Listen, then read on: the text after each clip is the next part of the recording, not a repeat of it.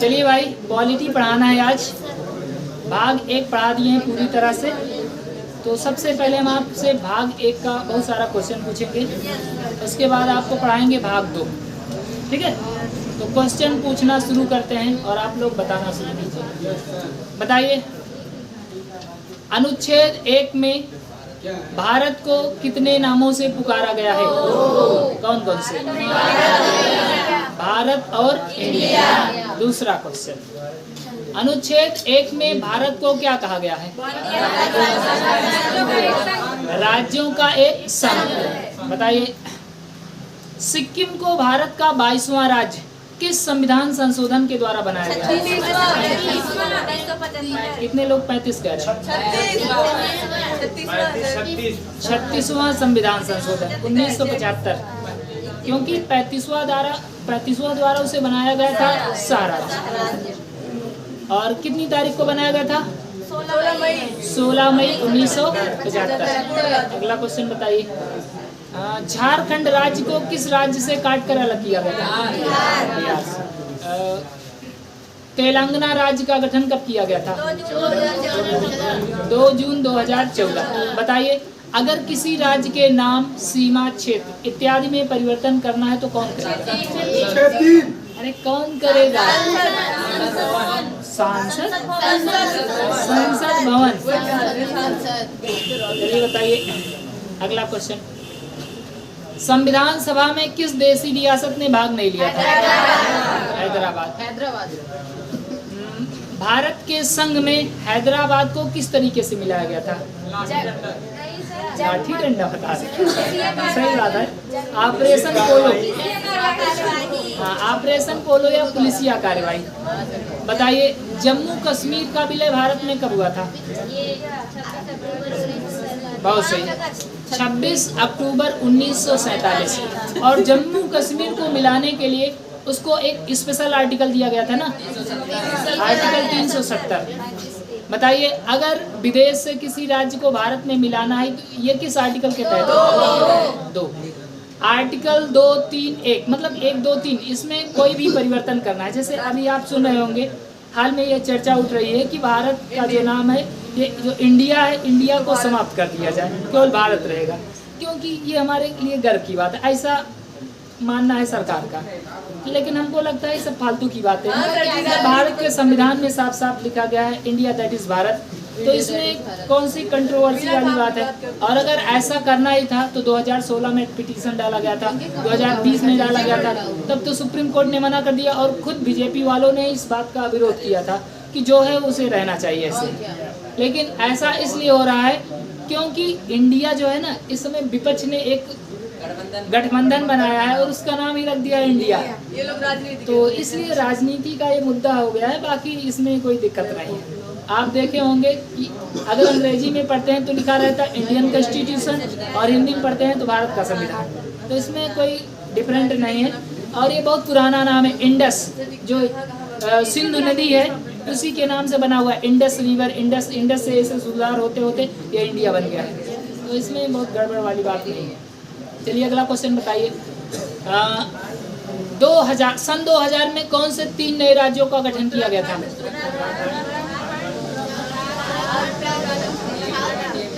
आप तो एक ट्रिक बताए थे शायद,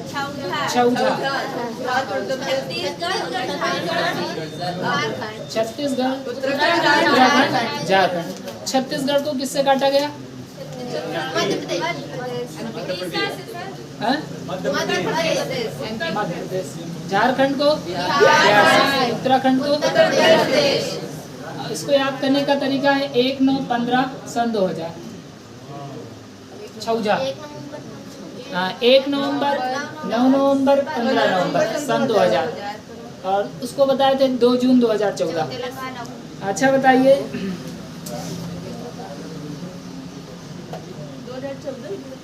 किस संविधान संशोधन के द्वारा भाग 7 को समाप्त कर दिया गया और 14 राज्य और 6 यूनियन टेरिटरी को बनाया गया था? किस संविधान संशोधन द्वारा? 7वां संविधान संशोधन 1956। और इसके लिए कौन सा आयोग बनाया गया था? फजल अली आयोग। बताइए अब आप लोग, 1956 में 14 राज्य और 6 यूनियन टेरिटरी बनाई गई थी। कितनी तारीख को? एकदम तारीख सही सिखाए हैं। 1 नवंबर 1956, 14 राज्य 6 यूनियन टेरिटरी।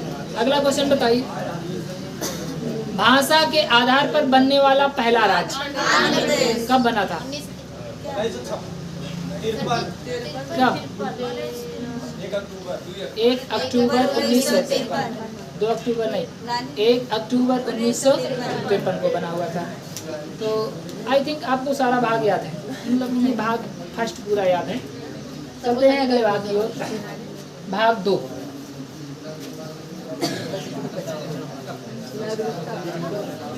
संविधान का भाग 2। तो भाग 2 में है नागरिकता, इंग्लिश में कहते हैं सिटीजनशिप। तो आज आपको पढ़ाएंगे नागरिकता। तो सबसे पहले हम समझते हैं कि नागरिक किसे कहा जाता है। नागरिक जिस व्यक्ति को उस देश के समस्त राजनीतिक, कानूनी या मूल अधिकार प्राप्त होते हैं उसे कहा जाता है देश का नागरिक।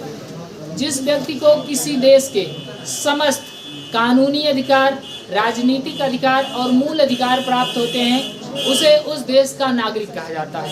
तो नागरिक की परिभाषा बहुत आसान है।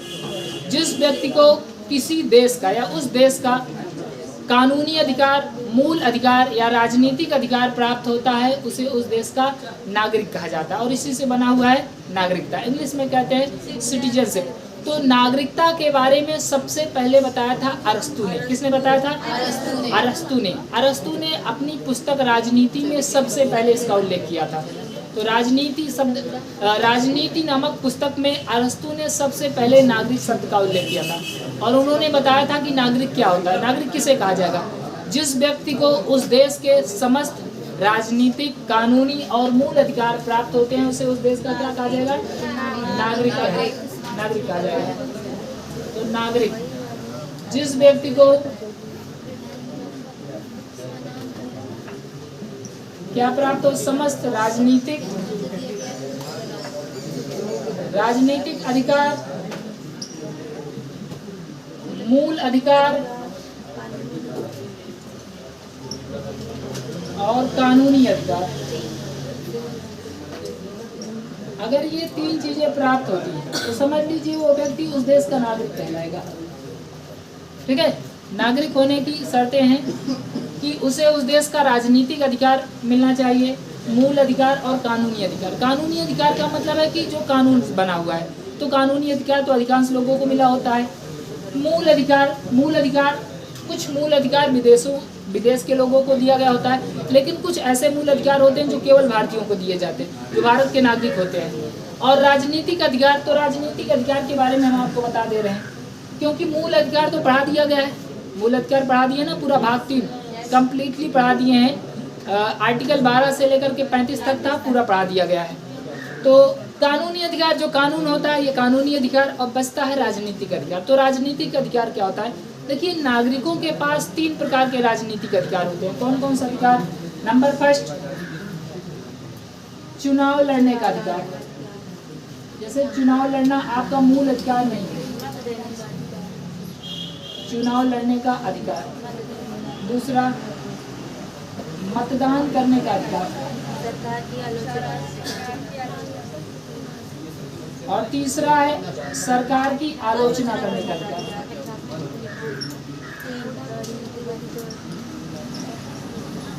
तो ये 3 प्रकार के राजनीतिक अधिकार होते हैं। चुनाव लड़ने का अधिकार, जैसे उस हर व्यक्ति के पास चुनाव लड़ने का अधिकार होगा जिसे उस देश का राजनीतिक अधिकार प्राप्त है। अब राजनीतिक अधिकार प्राप्त होने के लिए भी कुछ शर्तें होती है। अब ऐसा नहीं कि कोई छोटा बच्चा है अब वो चुनाव लड़ने लगेगा।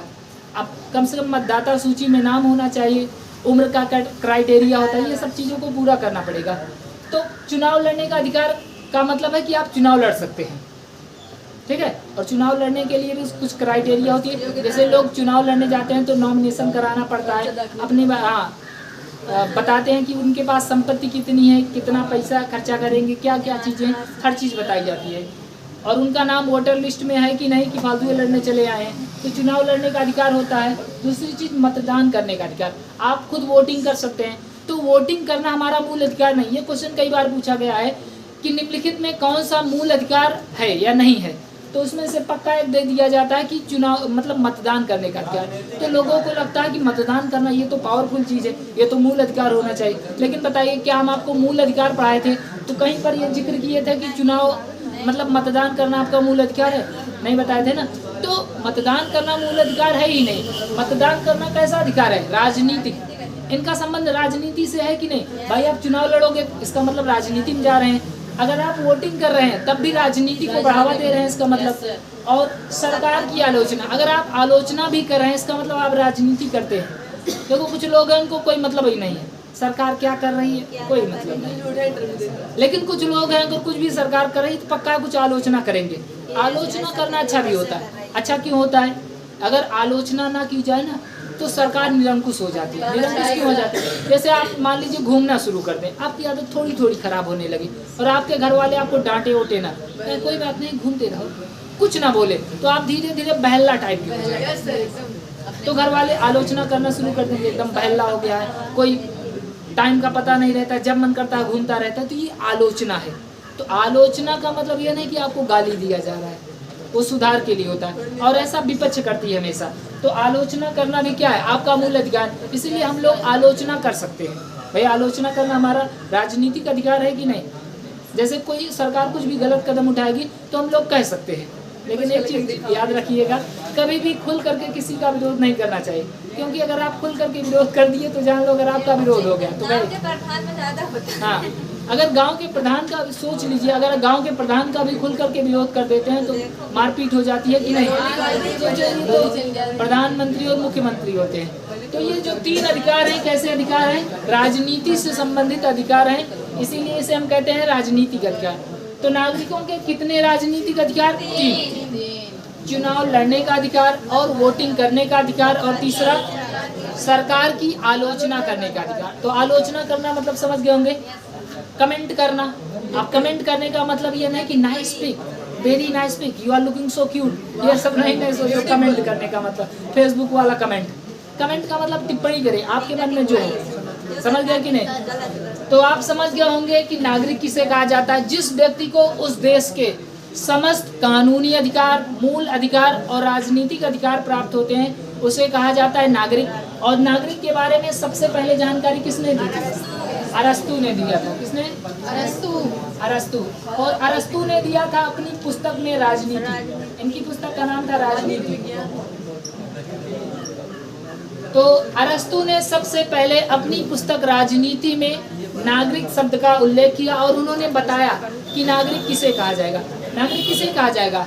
जिस व्यक्ति को उस देश के समस्त कानूनी अधिकार, मूल अधिकार और राजनीतिक अधिकार प्राप्त हैं, उसे कहा जाएगा उस देश का नागरिक। नागरिकों के पास 3 प्रकार के राजनीतिक अधिकार होते हैं: चुनाव लड़ने का अधिकार, मतदान करने का अधिकार और सरकार की आलोचना करने का अधिकार। समझ गए कि नहीं? तो अब आपको आगे बताते हैं, क्योंकि ये तो परिभाषा थी, परिभाषा जानना जरूरी भी रहता है। सुनिए भाई, जब हमारा भारतीय संविधान तैयार हो रहा था तो सबसे बड़ी जो दिक्कत थी वो ये थी कि किस व्यक्ति को भारत का नागरिक माना जाए। क्योंकि भारत में तो बहुत से लोग थे भाई, अंग्रेज भी भारत में ही रहते थे, कुछ लोग विदेश से आए हुए थे हमारे भारत को आज़ाद कराने के लिए, कुछ लोग भारत में ही थे, कुछ लोग आस पड़ोस से आए हुए थे। तो दिक्कत ये थी कि किसे माना जाए कि ये भारत का नागरिक है। अगर इनको मान लिया जाए तो वो आदमी रूठ जाएगा, कहेगा हमारी तो वैल्यू है नहीं, हम जा रहे हैं यहाँ से। तो दिक्कत, सबसे बड़ी दिक्कत ये थी कि किसे भारत का नागरिक बनाया जाए। तो इसके लिए एक क्राइटेरिया फिट किया गया। कहा गया कि जो व्यक्ति भारत में जन्म लिया है वो भारत का नागरिक है। कुछ क्राइटेरिया बनाया गया था, उसमें 3 क्राइटेरिया जो स्पेशली थे। नंबर फर्स्ट, जो भारत में जन्म लिया है वो भारत का नागरिक। दूसरी क्राइटेरिया, मान ऐसा तो हो नहीं सकता है कि उस समय जो भारत में, अब जो विदेश से आया होगा क्या वो भारत में जन्म लिया था? अब भारत के लिए इतनी मेहनत कर रहा है, भारत को आज़ाद कराना चाहता है, तो क्या उसको नागरिकता ही नहीं देंगे? ये तो बड़ी भाई गलत होगा ना। तो कहा गया कोई बात नहीं, दूसरी क्राइटेरिया रखा जाता है कि जो लोग, जिनके माता पिता भारत के नागरिक हैं वो भी नागरिक कहलाएंगे, जिनके मम्मी पापा भारत में पैदा हुए हैं। मतलब चाहे आप पैदा हो, चाहे आपके माता पिता भारत में पैदा हो, जैसे आप लोगों को नागरिकता किस आधार पर मिली है? क्योंकि आपके मम्मी पापा भारत के थे। आपके मम्मी पापा को नागरिकता किस आधार पर मिली? उनके मम्मी पापा भारत के नागरिक थे। उनके मम्मी पापा को नागरिकता कैसे मिली? ऐसे ही रहा होगा। तो इसके लिए क्राइटेरिया, तो 2 क्राइटेरिया आप समझ गए होंगे कि जिसका जन्म भारत में हुआ है वो भारत का नागरिक। तो ऐसा तो है ना कि सब भारत में ही आकर पैदा हुए होंगे। दूसरी चीज, जिनके माता पिता भारत में जन्म लिए हैं वो भी भारत के नागरिक। अब मान लो जो बाहर से आया हुआ है, विदेश से आया हुआ है, वो कैसे नागरिकता लेगा? तो उसके लिए भी क्राइटेरिया था कि जो लोग संविधान लागू होने के 5 साल पहले से ही भारत में रह रहे हैं, मतलब 5 साल पहले से रहने का मतलब 1950 में संविधान लागू हुआ। अब 1950 का मतलब 1945, तो 1945 से जो भारत में है, 5 साल से काम कर रहे हैं भारत की आज़ादी के लिए, वो भी भारत के नागरिक माने जाएंगे। तो ये 3 क्राइटेरिया था कि जिसका जन्म भारत में हुआ है वो भारत का नागरिक होगा, जिसके मम्मी पापा भारत के हैं वो भी भारत का नागरिक होगा, और जो संविधान लागू होने के 5 साल पहले भारत में रह रहा है, भारत की आज़ादी के लिए लड़ रहा है, वो भी भारत का नागरिक होगा। समझ गया कि नहीं? अब ऐसा नहीं कि 5 साल पहले से रह रहा है तभी, मान लो कोई 10 साल पहले से रह रहा है तो वो भारत का नागरिक नहीं होगा। अरे भाई वो कम से कम 5 साल की बात है, नहीं तो सोचो कुछ लोग तो बहुत पहले से यहाँ पर रह रहे थे, 10-20 साल से, उनको भगा दो, भागो तुम यहाँ के नागरिक नहीं हो। तो ये क्राइटेरिया बनाया गया था। लेकिन जब भीमराव अम्बेडकर इस चीज़ को बना रहे थे तो उनको बड़ी दिक्कत आई। भाई दिक्कत ये आ रही थी कि एक हाथ से पकड़ो तो दूसरे हाथ से छूट जाता था कुछ ना कुछ। तो भीमराव अम्बेडकर ने इन सब चीज़ों को देखते हुए कहा कि अगर मुझे सबसे कठिन कोई चीज़ लग रही है बनाने में तो सबसे कठिन ये नागरिकता वाला चैप्टर है। तो भीमराव अम्बेडकर ने नागरिकता के चैप्टर को सबसे कठिन भाग बताया है कि ये सबसे कठिन भाग है। क्यों कठिन भाग है? क्योंकि तत्कालीन स्थिति ऐसी ही थी कि आप डिसाइड ही नहीं कर सकते। आप डिसाइड कर सकते हैं ना कि जो भारत में रह रहा है भारत का नागरिक होगा, उस समय डिसाइड करना आसान नहीं था। तो भीमराव अम्बेडकर ने कहा कि देखो जो हम बना रहे हैं अभी, जितना आर्टिकल में लिखा जाएगा ना ये एक टेम्प्रोरी रहेगा, क्योंकि अभी आपको जो नागरिकता मिलती है नहीं कि आर्टिकल के हिसाब से नागरिकता मिलती है। अभी ये आर्टिकल वाला खेला समाप्त हो गया। आपको बताएंगे कि इसमें संशोधन हो चुका है पूरी तरह से। तो चलते हैं सीधे अनुच्छेद की ओर। अनुच्छेद नंबर 5 में कहा गया है, अनुच्छेद 5 या आर्टिकल 5, इसमें कहा गया है कि प्रारंभ में नागरिकता। प्रारंभ में नागरिकता का मतलब क्या है समझिए पहले। प्रारंभ में नागरिकता का मतलब है कि जब संविधान लागू हो रहा था शुरू में कैसे नागरिकता दी जाएगी। तो वही 3 क्राइटेरिया जो हम आपको बताए कि 3 क्राइटेरिया के हिसाब से नागरिकता दी जाएगी। प्रारंभ में नागरिकता का मतलब है कि जब संविधान प्रारंभ हो रहा था। संविधान प्रारंभ कब हुआ? जब संविधान लागू हुआ। संविधान लागू कब हुआ? 1950 में। इसका मतलब 1950 में नागरिकता पूरी तरह से दी गई। तो प्रारंभ में नागरिकता, और ये नागरिकता देने का 3 तरीका था, और याद करने का भी तरीका हम आपको बताएंगे कि आप कैसे करना है। जैसे हम आपको आर्टिकल 1 बताए थे कि आर्टिकल 1 एक संघ बताए थे ना। आर्टिकल 1 में कहा गया है भारत राज्यों का एक संघ। आर्टिकल 2 में बोले थे तुम अपना राज्य दो हम मिला लेंगे, तो विदेशी राज्यों को मिलाना। और 3 में बोले थे कि नाम, सीमा, क्षेत्र इत्यादि में परिवर्तन। और 4 में बोले थे 2-3 का प्रावधान। उसके बाद भाग 1 खत्म हो गया था, भाग 2। तो 5 से शुरू हो रहा है। प्रारंभ कहाँ से हो रहा है? 5 से। तो 5 से प्रारंभ हो रहा है तो 5 से ही नागरिकता शुरू हो जाएगी। प्रारंभ में नागरिकता, जहाँ से प्रारंभ होगा वहीं से प्रारंभिक नागरिकता दी जाएगी। तो अनुच्छेद नंबर 5 में क्या है? प्रारंभ में नागरिकता। क्योंकि नागरिकता जो शुरू होती है, प्रारंभ होती है, कहाँ से प्रारंभ होती है? 5 से ही तो प्रारंभ होती है ना। 1 से लेकर के 4 तक तो आर्टिकल भाग 1 रहता है, और नागरिकता कहाँ से प्रारंभ होती है? आर्टिकल नंबर 5 से। तो 5 प्रारंभ में नागरिकता। और इसके लिए 3 क्राइटेरिया बनाया गया। नंबर 1, जिसका जन्म भारत में हुआ हो, जिसका जन्म भारत में हुआ। दूसरी क्राइटेरिया, जिसके माता पिता भारतीय हों।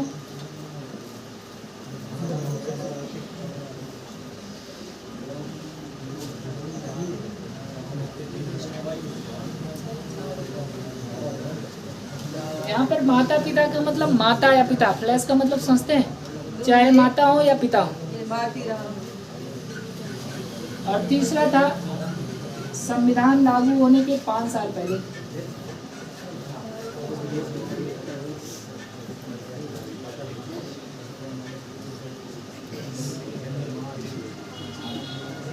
संविधान लागू होने के 5 साल पहले से ही भारत में रह रहा है।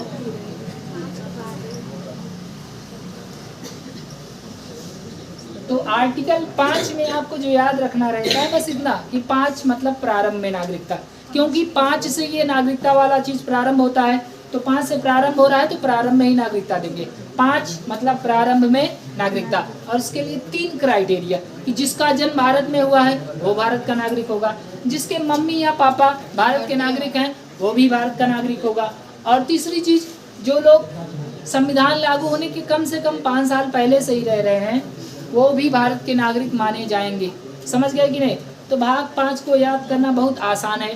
5 मतलब प्रारंभ में नागरिकता, और वैसे भी आप सोचिए कि नागरिकता कहाँ से प्रारंभ होती है, किस आर्टिकल से? 5 से ही प्रारंभ होती है, तो प्रारंभ में नागरिकता याद करना कितना आसान है ना। चलिए ठीक है, अब आपको आगे बताते हैं। Article number 6 and 7। Article 6, article 7 ध्यान से सुनिए। सबसे ज़्यादा दिक्कत अगर किसी आर्टिकल को लागू करने में हुई थी वो था आर्टिकल 6 और 7। क्यों दिक्कत हुई? क्योंकि जब भारत आज़ाद हुआ तो भारत का विभाजन भी हो गया था। भारत और पाकिस्तान एक नया देश बना दिया गया, और जब एक नया देश बना दिया गया तो जो भारत के नागरिक थे वहीं तो पाकिस्तान में ही जाएंगे। तो अब कैसे पता लगाया जाए कि कौन भारत का नागरिक है कौन पाकिस्तान का नागरिक है? सबसे बड़ी दिक्कत तो ये थी। अब कुछ लोग जो पाकिस्तान में रहते थे वो भारत में आना चाहते थे, कुछ लोग जो भारत में रहते थे वो पाकिस्तान में आना जाना चाहते थे, ये बड़ी दिक्कत होती थी। तो इसके लिए क्या हुआ समझिए, आर्टिकल 6 में कहा गया कि पाकिस्तान से आने वालों को नागरिकता दी जाएगी। आर्टिकल 6 के तहत जो पाकिस्तान, जैसे मान लीजिए बंटवारा हुआ, और बंटवारा होने के बाद संविधान लागू हो गया, और जब संविधान लागू हुआ तो कुछ लोग भारत में आ रहे थे कि संविधान लागू, सब हल्ला मच गया कि संविधान लागू हो रहा है भाई, चलो चलो नहीं तो गड़बड़ हो जाएगा, क्योंकि वहाँ पर चुंगी लग रही। चुंगी का मतलब वही बैरियर लग जा रहा है कि आप जा नहीं पाएंगे, क्योंकि भाई संविधान कहता है कि अगर कोई विदेश से आ रहा है तो उसकी पूरी तरीके से जांच पड़ताल होती है। अगर आप कहीं विदेश में जाते हैं ना तो आपकी पूरी तरीके से जांच होती है। अगर आप बीमार रहे ना तो आपको नहीं भेजा जाएगा।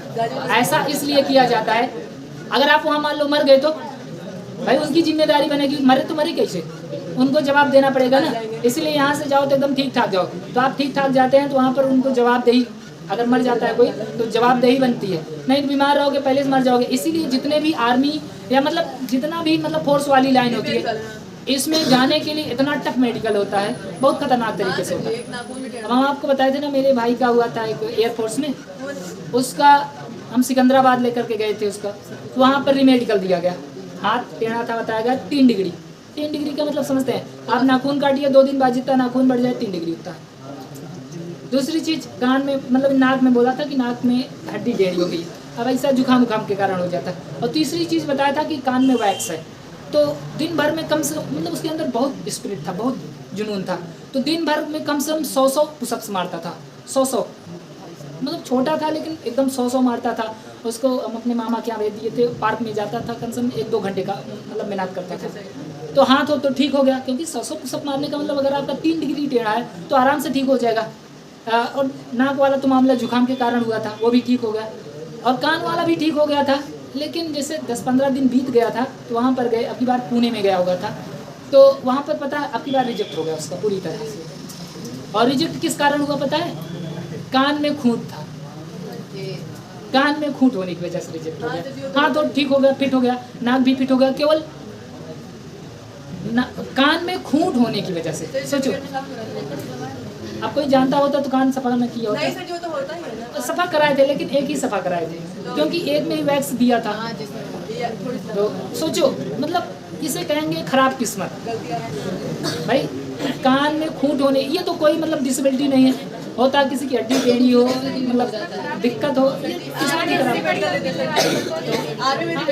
होता है। कहते हैं ना कि छप्पर बनाने में समय नहीं लगता है, महल बनाने में समय लगता है। हो सकता है कि इससे बड़ी नौकरी मिलने वाली है।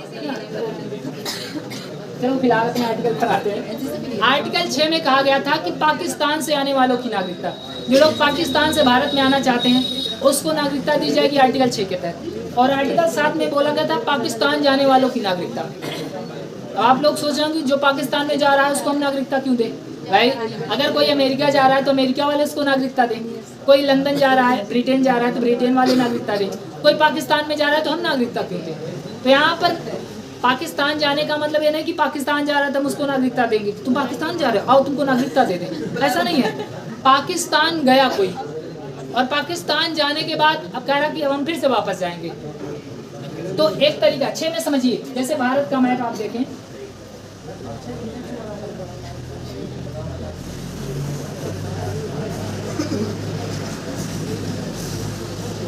हालांकि पाकिस्तान इधर है लेकिन इधर बना दे रहे हैं आप ऐसे। चलो देखो, अगर पाकिस्तान से डायरेक्ट भारत आना है तो कम चलना पड़ेगा, भाई पाकिस्तान से सीधा भारत आ गए। लेकिन कोई व्यक्ति है जो भारत से गया पाकिस्तान, कहाँ गया? पाकिस्तान, और फिर से वहां से आके लौटा, अब ज्यादा चलना पड़ेगा कि नहीं? तो जो लोग डायरेक्ट पाकिस्तान से आ गए उनको आर्टिकल 6 के तहत नागरिकता दी जाएगी, पाकिस्तान से आने वालों की नागरिकता। और आर्टिकल 7 में बोला गया है कि जो भारत से पाकिस्तान गए और पाकिस्तान से फिर से भारत वापस आए उन्हें दी जाएगी आर्टिकल 7 के तहत। तो याद करने का तरीका ऐसा ही होगा कि जो डायरेक्ट आया कम चलेगा, मतलब कम कौन है? 6 कम है कि 7? 6। तो पाकिस्तान से आने वालों की नागरिकता आर्टिकल 6 में है, और भारत से गया पाकिस्तान और पाकिस्तान से फिर से वापस आया तब उसे दी जाएगी आर्टिकल 7 के तहत। तो ये चीज़ ऐसे नहीं बोला जाता, डायरेक्टली दिया जाता है कि पाकिस्तान जाने वालों की नागरिकता। इसका मतलब ये नहीं कि पाकिस्तान गया तो उसको नागरिकता दे रहे, पाकिस्तान गया और पाकिस्तान से फिर वापस आया, समझे कि नहीं? तो आर्टिकल 6 में क्या है? पाकिस्तान से आने वालों की नागरिकता। आर्टिकल 7 में है भारत से पाकिस्तान जाकर पुनः वापस आने वालों की नागरिकता। तो लिखिए भाई, आर्टिकल 6 में पाकिस्तान से आने वालों की नागरिकता। और आर्टिकल 7 भारत से पाकिस्तान जाकर पुनः भारत आने वालों की नागरिकता। लेकिन शॉर्टकट में से बोला जाता है कि पाकिस्तान जाने वालों की नागरिकता। शॉर्टकट में क्या बोला जाता है? पाकिस्तान जाने वालों की नागरिकता। तो जो गया है वो वापस भी आएगा, ठीक है। तो आर्टिकल 6 पाकिस्तान से आने वालों की नागरिकता, क्योंकि आएगा तो कम समय लगेगा तो कम 6 होता है, और भारत से गया पाकिस्तान और पाकिस्तान से फिर से वापस आया तो ज़्यादा समय लगेगा तो ज़्यादा 6 होता है, 7। तो आर्टिकल 7 समझ गए कि नहीं? आर्टिकल 6 और 7। 6 का मतलब है पाकिस्तान से आने वालों की नागरिकता, 7 में है भारत से गया पाकिस्तान और पुनः वापस आया, समझ गए कि नहीं?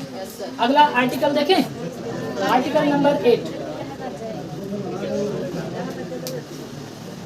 लिखें, नोट कर लिए आप लोग?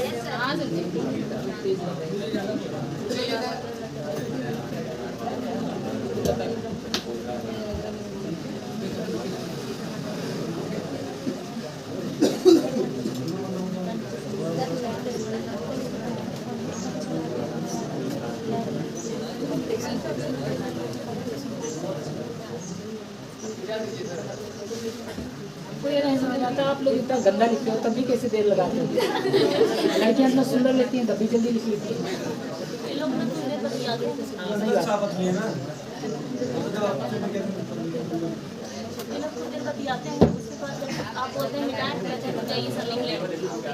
चलिए ठीक है, तो बताइए आर्टिकल 5 में क्या है?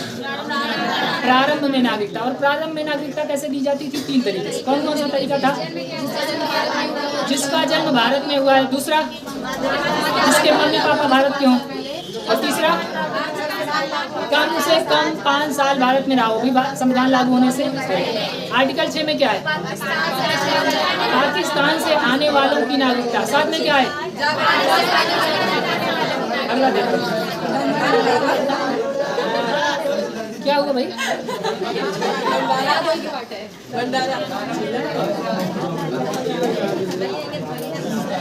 आगे देखो आर्टिकल 8। तो आर्टिकल 8 सुनिए पहले ध्यान से। आर्टिकल 8 में कहा गया है कि कोई व्यक्ति, ध्यान से सुनो ये बालक,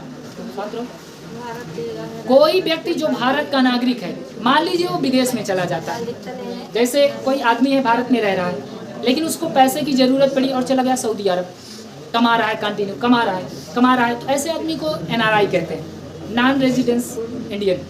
तो मतलब ऐसा व्यक्ति जो भारत का नागरिक है लेकिन वर्तमान समय भारत में नहीं रह रहा है, तो ऐसे व्यक्ति को एनआरआई कहते हैं। लेकिन वो इतना पैसा कमाए, इतना पैसा कमा ले कि अब उसका मन हो कि अब वो वहीं रह जाए। मान लो कोई अमेरिका में गया, खूब पैसा कमा लिया, अब उसका मन है कि हम वहीं रह जाए, ठीक है, अब वहीं पर वो रह रहा है, ठीक है, वहीं पर रह रहा है कंटिन्यू, लेकिन उसकी नागरिकता तब तक नहीं छीनी जाएगी जब तक वो यहाँ से नागरिकता छोड़ेगा नहीं।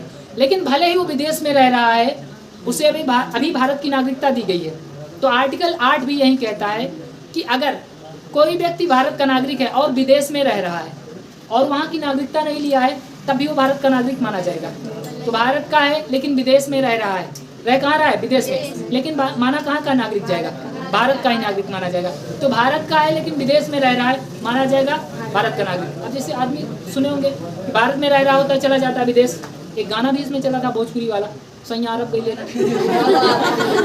तो आदमी भाई पैसा नहीं होता कहाँ जाएगा, अरब चला। ये सब भोजपुरी वाले कलाकार हैं, भोजपुरी वाले पूरा इंडस्ट्री को बदनाम करती हैं। अपने यहाँ इतना बढ़िया बढ़िया गीत चलता था। अभी आप कुछ गाने ऐसे सुन लें, मैं मतलब कुछ गाने ऐसे हैं कि भोजपुरी में ये बहुत अच्छे होते हैं, आप सुन लेंगे तो बहुत आपको आनंद आएगा। अभी मैं आपको देर बाद आपको सुनाऊंगा एक गाना, लेकिन आपके जो कलाकार हैं ऐसा गाना बना देंगे, जितने मतलब बॉलीवुड, टॉलीवुड, हॉलीवुड ये लोग तो अच्छा बनाते हैं, जहाँ भी बनाते हैं मान लो अपना बढ़िया ही बनाते हैं। भोजपुरी वाले टारगेट किए रहते हैं, या तो भौजाई पे गाना बनाएंगे, या तो भौजी की साली पर गाना बनाएंगे, या तो सड़ुआइन पर गाना बनाएंगे, या तो मतलब देवर पे बनाएंगे, ऐसे ही गाना बनाएंगे। जितना भी इनका गाना रहता, साड़ी साया ब्लाउज यही सब चलता है, ये इनका फेवरेट होता है। ये सब अगर छीन ली जाए ना तो ये लोग गाना ही नहीं बना पाएंगे, हर चीज़ में इंक्लूड होता है। ये सब मतलब हद होती है, ये लोग एकदम हमारे रद्द कर देंगे भोजपुरी वाले ही सबसे। तो आर्टिकल 8 में भी ऐसी ही बात है कि जो लोग भारत में हैं, मतलब भारत के नागरिक हैं लेकिन विदेश में रह रहे हैं, उन्हें भी नागरिकता दी जाएगी। भाई कोई किसी का सैया अरब चला गया है तो क्या करोगे, उसे अरब की नागरिकता दे दोगे? भाई है तो भारत का ही ना। तो भारत का व्यक्ति है लेकिन विदेश में रह रहा है, उसे फिर भी दी जाएगी भारत की नागरिकता। जैसे सानिया मिर्जा पाकिस्तान में रह रही है लेकिन भारत की नागरिकता ली हुई है, समझ गए ना। तो भारत का आदमी है, भले ही विदेश में रह रहा है तो वो भारत का नागरिक है, लेकिन शर्त ये है कि अगर वहाँ की नागरिकता ले ली तो यहाँ की नागरिकता गई। तो आर्टिकल 8 में भी यही बोला गया है कि विदेश में रहने वालों की नागरिकता, विदेश में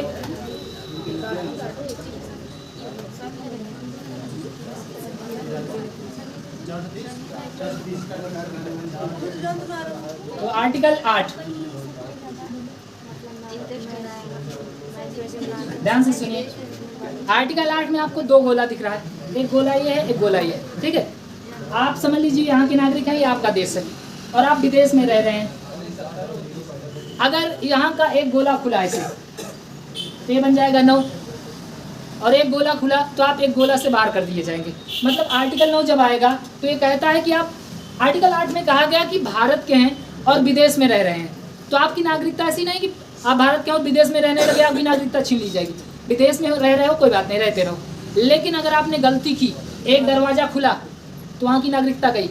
मतलब अगर आपने भारत की विदेश की नागरिकता ली तो भारत की नागरिकता गई। भाई अगर किसी एक देश की नागरिकता ले लिए तो दूसरे देश की नागरिकता क्या हो जाएगी, समाप्त हो जाएगी। कोई दुनिया का कोई ऐसा देश नहीं है जो ये कहता है कि आप यहाँ की भी नागरिकता ले लो, यहाँ की भी ले लो, यहाँ की भी ले लो। कोई ऐसा दुनिया का देश नहीं है जो ये कहे कि आप हर जगह की नागरिकता ले लीजिए। आप केवल एक देश की नागरिकता ले सकते हैं, चाहे जिस देश की नागरिकता ले। तो आर्टिकल 9 में यही बात बोली गई है कि अगर आप विदेश की नागरिकता लेते हैं तो आपके भारत की नागरिकता क्या हो जाएगी, समाप्त। तो आर्टिकल 9 देखो, आर्टिकल 8 कैसे था, मतलब दो गोला, दोनों गोलों में बंद है तब तो ठीक है, लेकिन जैसे एक गोला खुला तो आप यहाँ से भगा दिए जाओगे, तो केवल एक गोले में रहेंगे। मतलब केवल उसी देश की नागरिकता ली जाएगी जहाँ, मतलब उसी देश की नागरिकता दी जाएगी जहाँ की नागरिकता ली है, दूसरे देश की नागरिकता क्या हो जाएगी, समाप्त हो जाएगी। तो आर्टिकल 9 में यही बोला गया है कि विदेश की नागरिकता लेने पर भारत की नागरिकता का स्वतः ही समाप्त हो जाना, अपने आप ऑटोमेटिक, कोई नागरिकता समाप्त भी नहीं करेगा, अपने आप खत्म। जैसे मान लीजिए एक लड़का है, उसकी एक गर्लफ्रेंड है, और अगर वो चाहता है कि हम दूसरी गर्लफ्रेंड बना ले और पहली वाली को पता चल गया, लेकिन यहाँ पर मामला तो और संगीन हो जाता है, दोनों चली जाती है। यहाँ पर फिलहाल थोड़ा रियायत दी जाती है कि कम से कम एक देश की नागरिकता आपको मिलेगी। आर्टिकल 9 में क्या बोला गया है कि विदेश की नागरिकता अगर आप लेते हैं तो भारत की नागरिकता खत्म। विदेशी नागरिकता लेने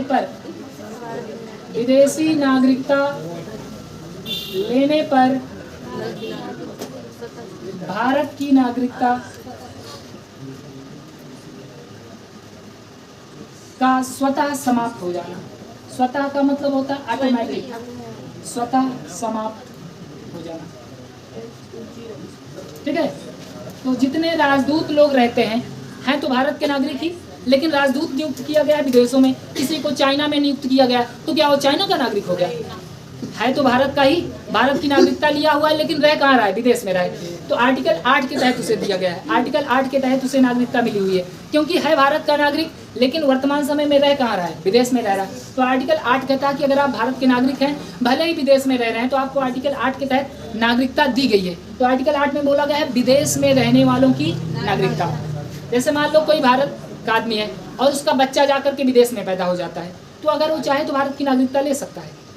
समझ गए कि नहीं? आर्टिकल 9 कहता है कि अगर आपने विदेशी नागरिकता को टच किया तो आपकी भारत की नागरिकता गई, खत्म, बाय बाय टाटा। समझ गए कि नहीं?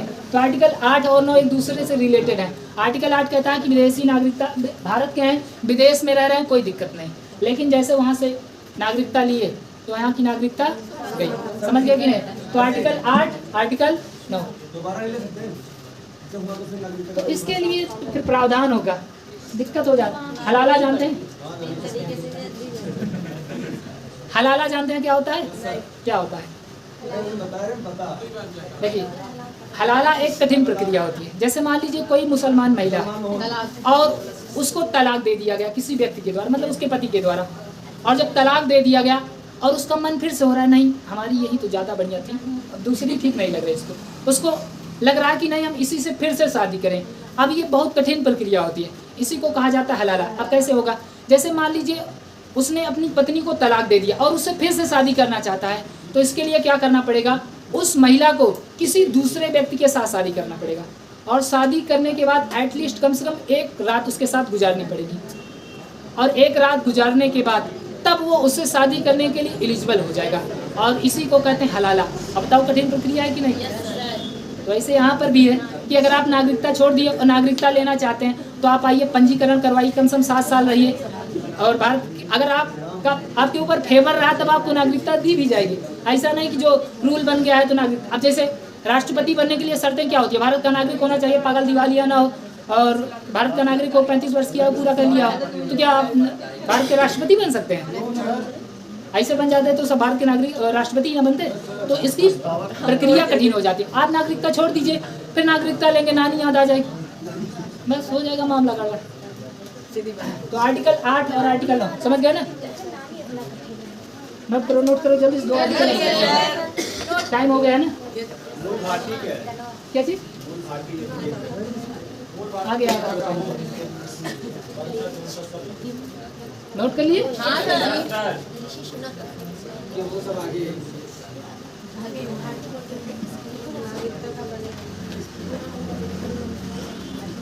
आर्टिकल 10 आर्टिकल 10 कहता है कि अगर आपने कोई गलत काम किया, कोई गैर संवैधानिक कार्य किया, तो आपकी नागरिकता हो जाएगी खत्म। जैसे आपने यहाँ पर कोचिंग में कुछ उद्दंडता की तो आपकी नागरिकता यहाँ से भी खत्म हो सकती है। ठीक है? अब किसी को ला करके पिस्तौल सटा दिए, ये भाई उद्दंडता ही तो है, गलत काम ही है ना। तो अगर गलत काम कर रहे हो तो क्या किया जाएगा? नागरिकता खत्म कर दी जाएगी ना। तो आर्टिकल 10 भी कहता है कि अगर आप संविधान विरोधी काम करते हैं, कोई गैर संवैधानिक काम करते हैं, तो आपकी नागरिकता क्या हो जाएगी? समाप्त हो जाएगी।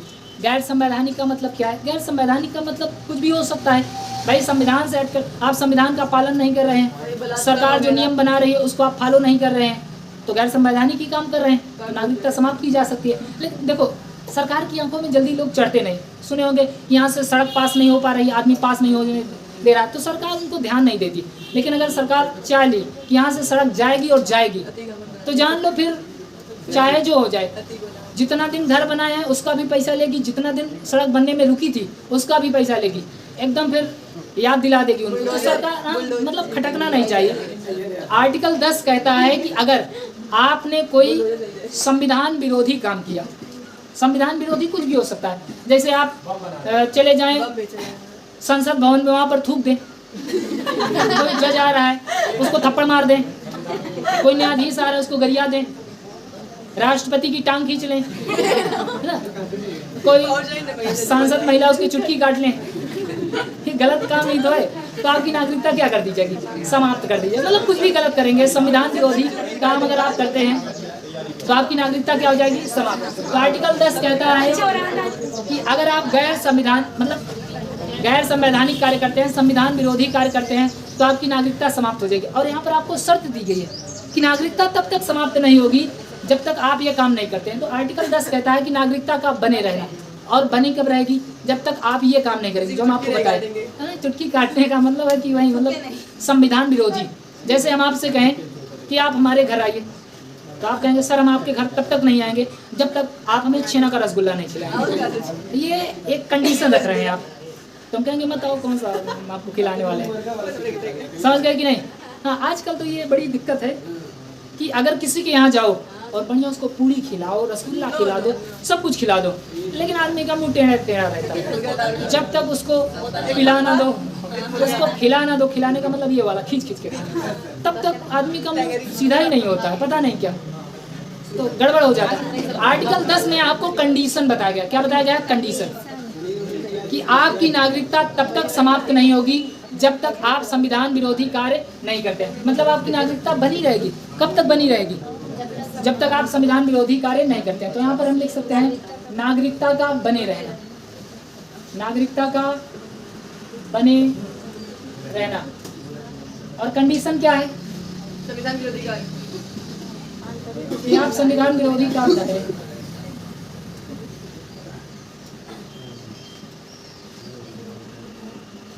अभी मत सोच लेना कि संविधान विरोधी कार्य करेंगे तभी नागरिकता बनी रहेगी।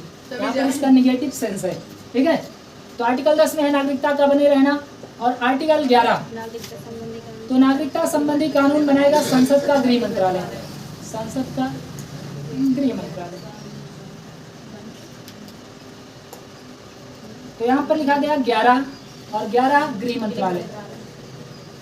11 से याद करेंगे गृह मंत्रालय। तो नागरिकता संबंधी कानून बनाएगा संसद का गृह मंत्रालय। देखिए भाग 1, भाग 2, भाग 3, इन तीनों में अगर कोई कानून बनाना है तो इससे संबंधित कानून संसद भवन ही बनाती है। आपको आर्टिकल 1, 2, 3 जब पढ़ाए, उसके बाद आर्टिकल 4 पढ़ाए थे तो बताए थे कि ये सारा काम संसद भवन करेगी।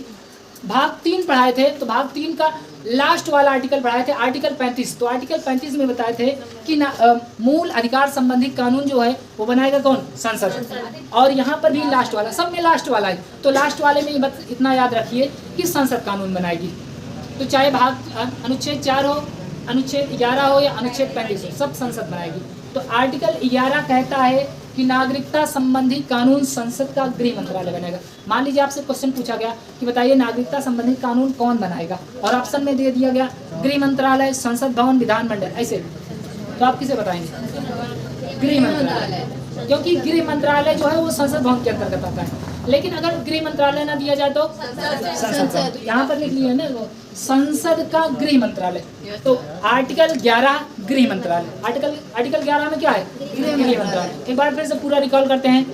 आर्टिकल 5 प्रारंभ में नागरिकता, 5 प्रारंभ में नागरिकता। 6 में है पाकिस्तान से आने वालों की नागरिकता। 7 में है भारत से पाकिस्तान गया और फिर से वापस आया उसकी नागरिकता। 8 में है विदेश में रहने वालों की नागरिकता। 9 में है विदेश में नागरिकता लेने पर भारत की नागरिकता समाप्त। 10 में है नागरिकता का बने रहना। और 11 में है नागरिकता संबंधी कानून संसद का गृह मंत्रालय बनाएगा। समझ गए कि नहीं? और इसके बाद आगे की बात होगी कल। और आपकी सेवा करते हैं समाप्त।